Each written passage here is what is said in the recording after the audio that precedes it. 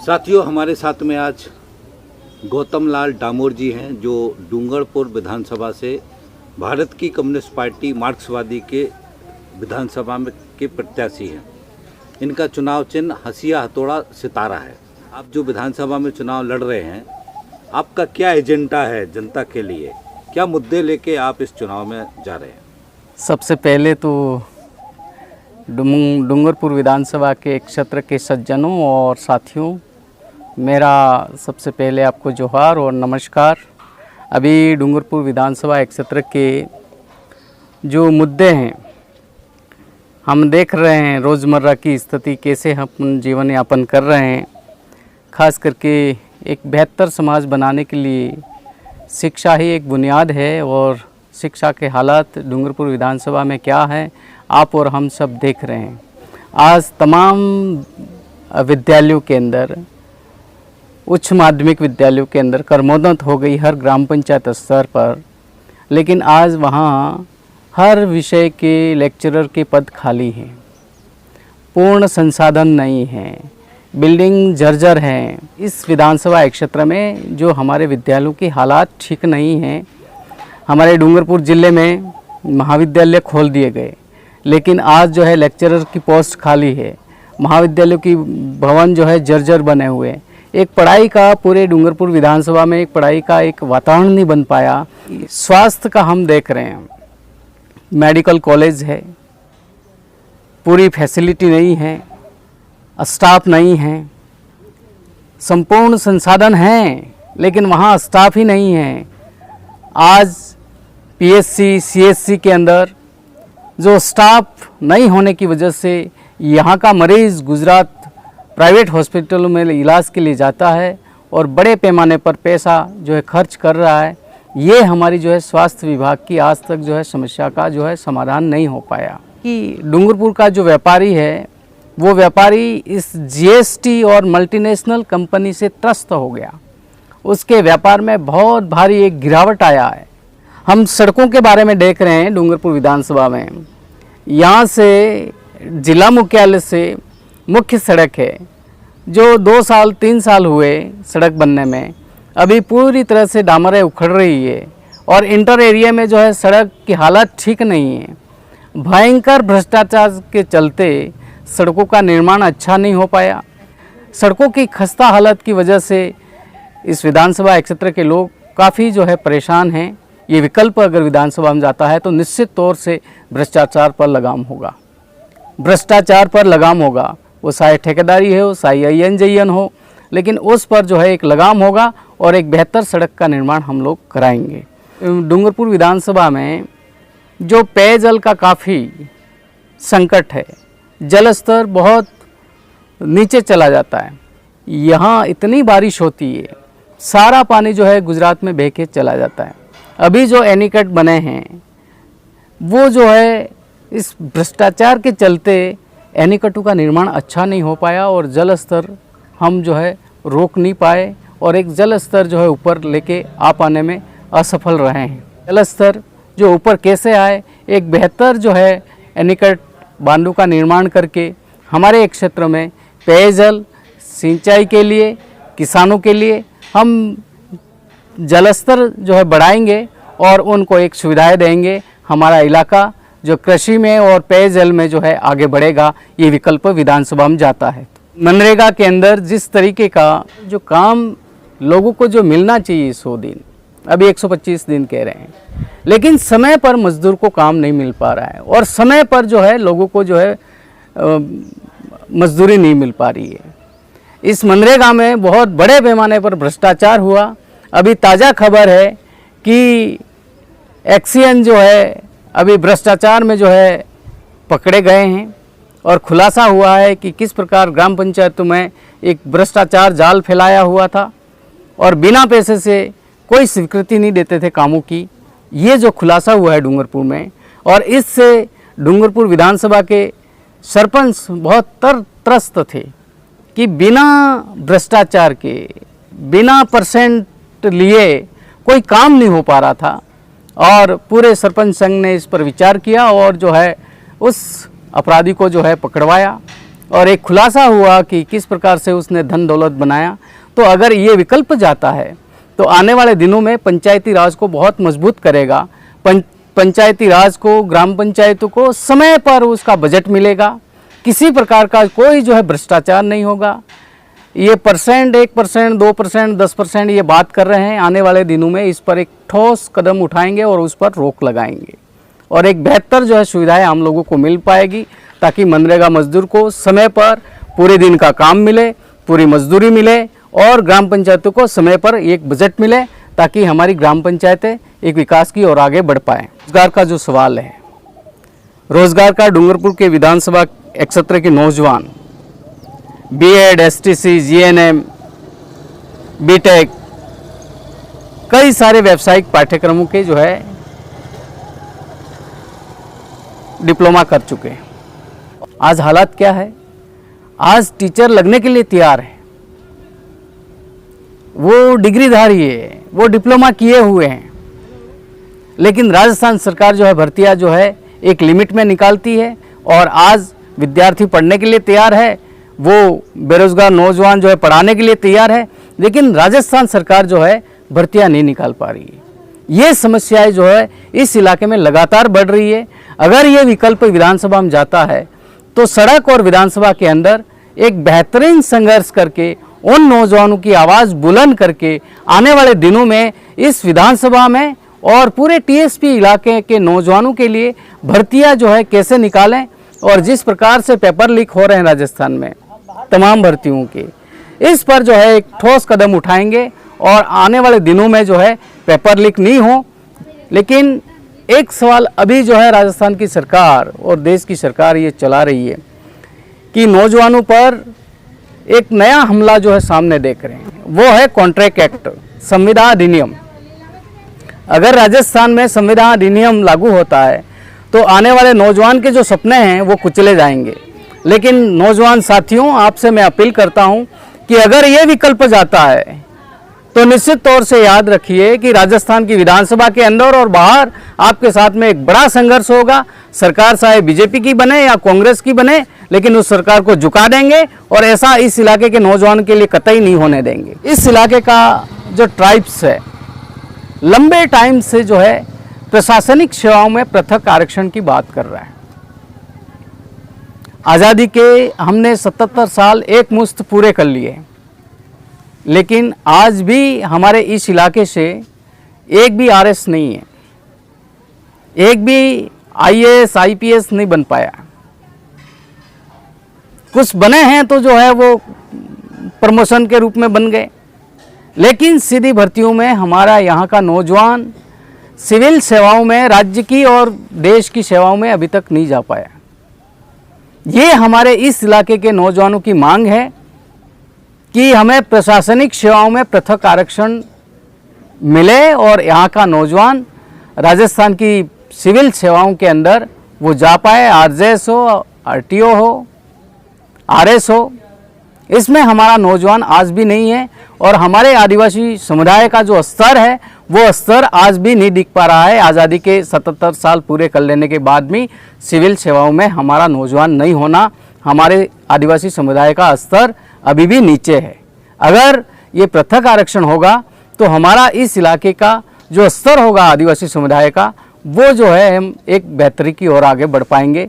इसलिए साथियों, राजस्थान की विधानसभा के अंदर और बाहर हमारा जो है राजस्थान के इस टीएसपी इलाके का आदिवासी समुदाय के लिए प्रशासनिक सेवाओं में पृथक आरक्षण के लिए हम संघर्ष करेंगे और इसको जो है पृथक आरक्षण कराएंगे। इस इलाके की लंबे टाइम से जनसंख्या के अनुपात में आरक्षण की जो मांग है टीएसपी क्षेत्र के आदिवासी समुदाय की, राजस्थान की सरकार के सामने कई दफ़े रख चुके हैं, लेकिन अभी तक राजस्थान की सरकार ने इसको जो है इस सवाल पर जो है समाधान करने के लिए आगे नहीं बढ़ी। और ये आने वाले दिनों में जो है इस इलाके के आदिवासी समुदाय के लिए एक पृथक आरक्षण के लिए हमारी ये मांग है और हम जो है विधानसभा के अंदर रखेंगे और इस पर एक संघर्ष करके उसका एक समाधान करवाएंगे। महंगाई का हम देख रहे हैं कि यहाँ जो है किसान, मजदूर, छात्र, नौजवान इस महंगाई के दौर में अपना जीवन यापन करने में बहुत दिक्कतें रोज़मर्रा आ रही है। ये विकल्प जाता है राजस्थान की विधानसभा में तो उस सरकार के सामने एक पुरजोर आवाज़ रख के इस इलाके के लिए, हमारी विधानसभा के लिए महंगाई के सवाल पर कैसे कंट्रोल किया जाए ताकि आम जन को एक सुविधा मिले और अपना एक जीवन, एक बेहतर जीवन जी पाए। इसके लिए हमारा एक जो है पहलकदमी होगी, एक संघर्ष होगा। डूंगरपुर विधानसभा क्षेत्र में हमारे आदिवासी समुदाय के काश्तकार जंगल में काश्तकार हैं। वनाधिकार कानून 2004-05 में बन चुका, इसके बावजूद भी आज जो है 7,500 पट्टे निरस्त कर चुके हैं। इसमें मांग रहे हैं कि आपका सबूत क्या है।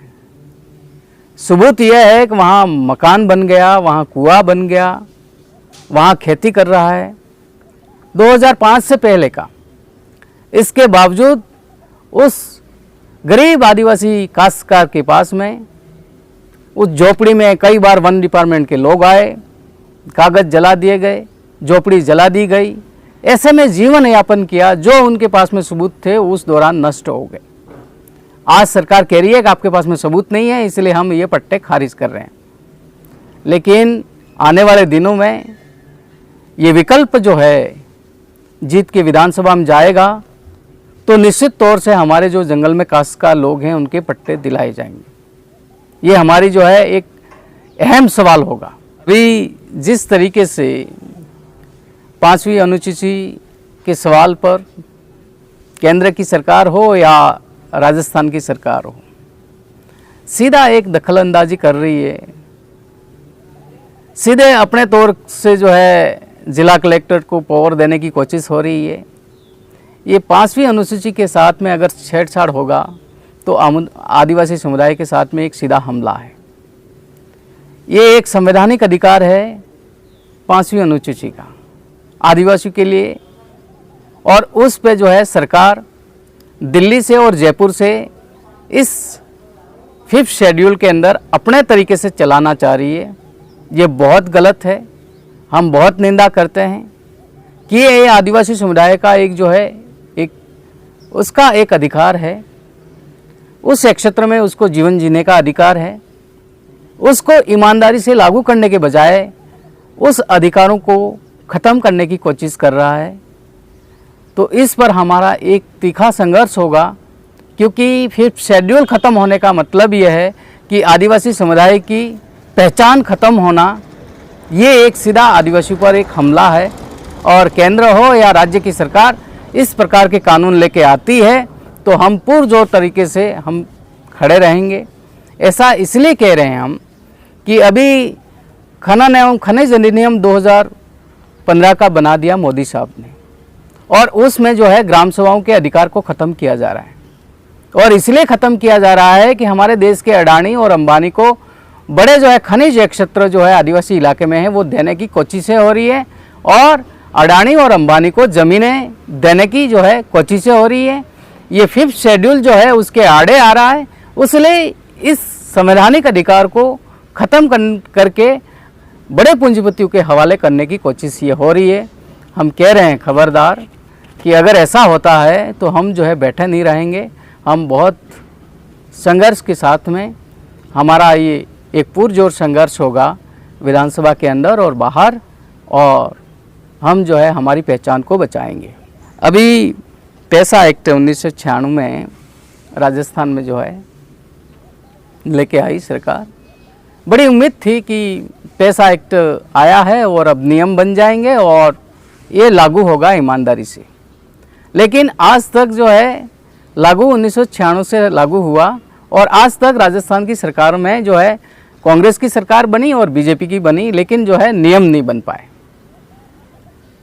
1996 और अब आज हो गया 2023। इसका मतलब उनका चरित्र, राजनीतिक चरित्र जो है वो आदिवासियों के प्रति दिख रहा है कि आखिर दोनों की सरकारें रही लेकिन पैसा एक्ट के नियम क्यों नहीं बन पाए और आपने ईमानदारी से लागू क्यों नहीं किया।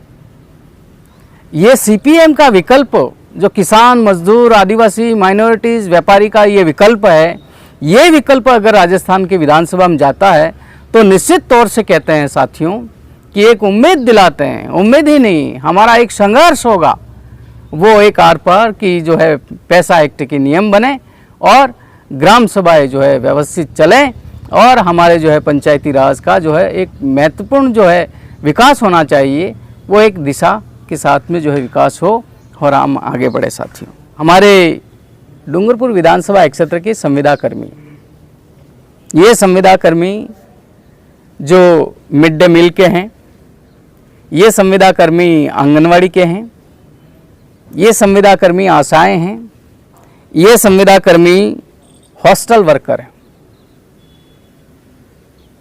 और दूसरे जो है हेल्थ डिपार्टमेंट में भी हैं, अभी माँबाड़ी के शिक्षक हैं। ये सरकार इनको कब अस्थायी करेगी? एक बेहतर भारत के निर्माण के लिए कितना बड़ा योगदान है उनका, उन बच्चों का पोषण करना, आने वाली पीढ़ी को तैयार कर रहे हैं, लेकिन उसके बारे में कांग्रेस और बीजेपी की सरकार कोई जो है नीति नहीं बना रही है कि इनको स्थायी वर्कर घोषित करें, एक राजकीय सेवक जो है घोषित करें। ये हमारी मांग है, लगातार उन आंदोलनों के बीच में भी गए हैं। अगर ये विकल्प राजस्थान की विधानसभा में जीत के जाता है डूंगरपुर विधानसभा से, तो निश्चित तौर से जो है संविधान कर्मी हैं, ये एक प्रमुख सवाल रहेगा कि उनको अस्थायी करने के लिए एक तीखा संघर्ष होगा और जो है सरकार को मजबूर किया जाएगा कि इनको अस्थायी किया जाए। साथ एक स्वामीनाथन कमेटी बनी थी यूपीए फर्स्ट के अंदर, जो इसके चेयरमैन थे स्वामीनाथन जी, आज हमारे बीच में नहीं हैं, और फसल का दाम 1.5 गुना मिलना चाहिए, ये तय हुआ था। 2004 से लेकर 2023 हो गई, सरकार कांग्रेस की भी बनी और बीजेपी की बनी, लेकिन स्वामीनाथन कमेटी की सिफारिश को लागू नहीं किया गया। आज हमारी डूंगरपुर विधानसभा के अंदर किसान की बहुत माली हालत है। किसानों ने जो है बैंक से लोन लिया हुआ है, आए दिन जो है किसानों के पास में नोटिसें जा रही है। आज किसानों का जो है कर्ज माफ़ नहीं हो पाया। लगातार जो है किसान यहाँ का संघर्ष कर रहा है कि किसानों का कर्ज माफ़ होना चाहिए। हमारे देश के पूंजीपतियों का कर्ज माफ़ हो जाता है, हमारे किसानों का माफ़ नहीं हो पा रहा है। फसल के लिए कोई ऐसी सुविधा नहीं है, खरीदारी कहाँ, बेचने कहाँ जाएगा। तो इस क्षेत्र में हमारा कृषि उपज जो हो रही है वो हमारे एक सेंटर हो। यहाँ दूध बड़े पैमाने पर जो है किसान गुजरात की ओर लेके जा रहा है, हमारी डेयरियाँ नहीं है। तो आने वाले दिनों में जो है किसानों के लिए जो बुनियादी सवाल है, किसानों की कर्ज माफ़ी, किसानों के खरीद के केंद्र, इन सवालों को लेकर और किसानों का जो है खेत तक पानी कैसे जाए, ये खास करके ये जो सवाल है, इन सवालों को लेकर विधानसभा के अंदर और बाहर हमारी पार्टी का एक संघर्ष रहेगा और हमारी यहाँ एक बेहतर किसानी कैसे आगे बढ़ सके, इसके लिए हमारा एक जो है संघर्ष रहेगा और इन समस्याओं का समाधान भी करेंगे। किसानों की मुख्य जो समस्याएं हैं वो समस्याएं फसल की न्यूनतम समर्थन मूल्य पर एक खरीदी हो। साल जो है हमारा इस क्षेत्र में जो है फसल खराबा हो गया, बारिश हुई नहीं, और इस फसल खराबा का जो है राजस्थान सरकार मुआवजा दे, और अगर मुआवजा नहीं दिया तो यहाँ का किसान जो है बर्बाद हो जाएगा। ये हमारी एक प्रमुख मांग है और इसको विधानसभा के अंदर और बाहर संघर्ष करके फसल खराबे का मुआवजा किसानों को दिलाना है, हमारा ये ध्येय है। दूसरी जो लगातार हमारा जो है घाटा उत्तर का जो किसान है मेवाड़ा का, वहाँ कोड़ियागोंड बांध बना हुआ, नहरों का दोनों तरफ जो है नहरों का काम शुरू हुआ है, लेकिन अभी तक जो है हमारे किसान जो है सीमा पर है, लास्ट सीमा पर है, उस तक नहरों के दौरे आज तक नहीं पहुँचे। कम्युनिस्ट पार्टी के संघर्ष के चलते उस बांध का निर्माण हुआ, लाल झंडे ने उस आंदोलन का नेतृत्व किया और बांध का निर्माण हुआ। इसके बाद जो है नहरों के लिए भी हमारी पार्टी के नेतृत्व में जो है संघर्ष हुआ और नहरों का निर्माण शुरू हुआ, लेकिन आज भी जो है जो अंतिम सीमा पर जो किसान बैठा हुआ है उसके खेत तक पानी नहीं जा रहा है, और वो पानी गुजरात में बह के चला जा रहा है, ये हम लगातार जिला प्रशासन को और राजस्थान की सरकार को अवगत कराते हुए आए। अगर ये विकल्प भारी मतों से जीत के जाता है तो निश्चित तौर से विधानसभा के अंदर और बाहर संघर्ष करके नहरों के दौरे निर्माण कराने के लिए संघर्ष होगा और उसका हम समाधान कराएंगे। आने वाले विधानसभा ये चुनाव हैं, क्या विकल्प होगा बेहतर, सभी एक चर्चा हो रही।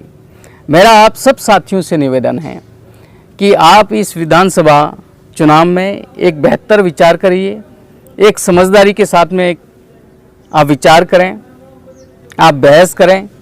आप देख रहे हैं कि आज देश में चाहे भारतीय जनता पार्टी की आर्थिक नीतियाँ, चाहे कांग्रेस की आर्थिक नीतियाँ सेम है, आर्थिक नीतियों में कोई अंतर नहीं है।